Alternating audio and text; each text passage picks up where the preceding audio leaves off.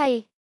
Welcome back to Braille's channel. Nagbabalik po tayong muli para sa latest payout schedule updates ng ating social pension as of this date November 23. At may isang lungsod ang naglabas ng payout schedule para sa pagbibigay ng educational assistance para sa kanilang mga scholars. Saan kaya ito?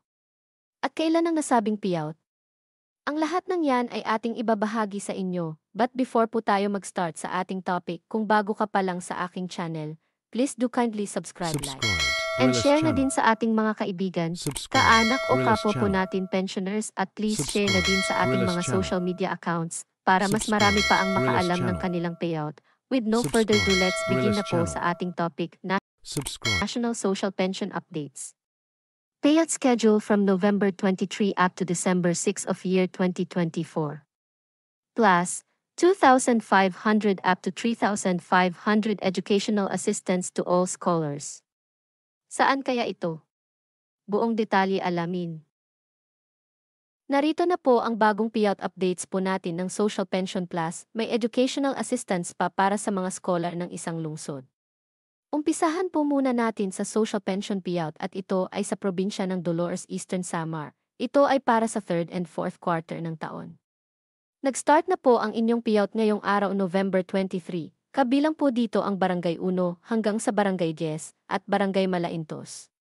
Sa November 24, nakaschedule ang Barangay Buena Vista, Cabaguan, Dampigan, Hilabaan, Gapang, Hinolaso at Tikling.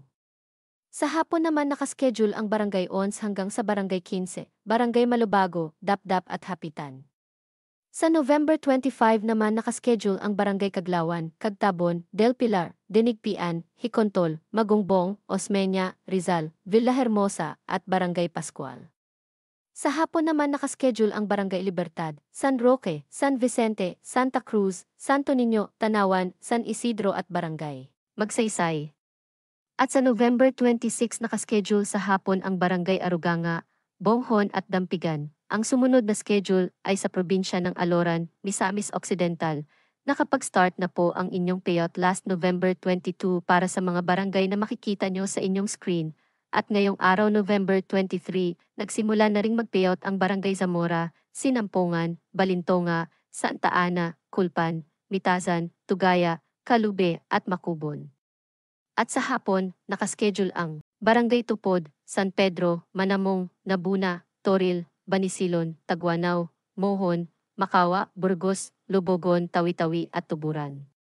Ang sumunod na schedule ay sa probinsya ng Pulumulok, South Cotabato. Ito ay para sa 4th quarter ng taon. Nakaschedule na ang inyong payout this December 3 para sa Barangay Cannery Site, Glamang, Cleanan 6, Seaway 7, Rubber, Poblacion Batch 1. On December 3, nakaschedule naman mag-payout ang Barangay Poblacion Batch 2, Kinilis, Landan, Lamcalyap, Polo, Maligo, Magsaysay, Pagalungan at Barangay Lapu. On Day 3 December 5, nakaschedule ang Barangay Silway 8, Crossing Palcan, Coronadal Proper, Sumbakil, Bentong, Upper Cleanan, Sulit at Barangay Lumakil. At sa panghuling araw December 6, nakaschedule na ang lahat ng unclaimed beneficiaries ng lahat ng barangay. Samantala, may isang lungsod sa NCR region ang naglabas ng schedule para sa pagbibigay ng scholarship or educational assistance sa kanilang mga scholars. At ito po ay sa lungsod ng Muntinlupa City.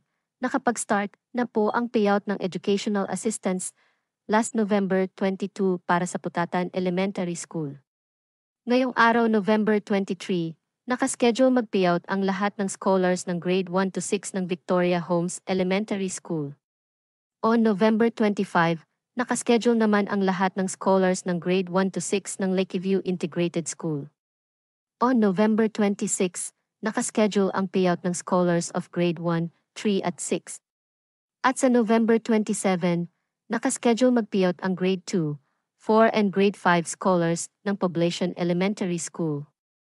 Sa November 28 naman nakaschedule ang payout ng grade 1 to grade 3 scholars. At sa November 29 ang grade 4 to grade 6 scholars ng Bayanan Elementary School. Magkano ba ang kanilang cash grant? Ang lahat ng scholars ng elementary ay makakatanggap ng 2,500 pesos. Ang junior high school naman ay 3,000 pesos. Ang senior high school ay makakatanggap ng 3,500 pesos at ang mga all-student scholar ay makakatanggap ng 3,000 pesos for 6 months. That's it. Ito pa lamang ang mga naglabas ng pahabol na payout schedule at scholarship allowance as of this date. Manatili po kayong nakatutok sa aking channel para sa mga latest payout updates at iba pang impormasyon na para po sa inyo. Marami pong salamat and God bless everyone.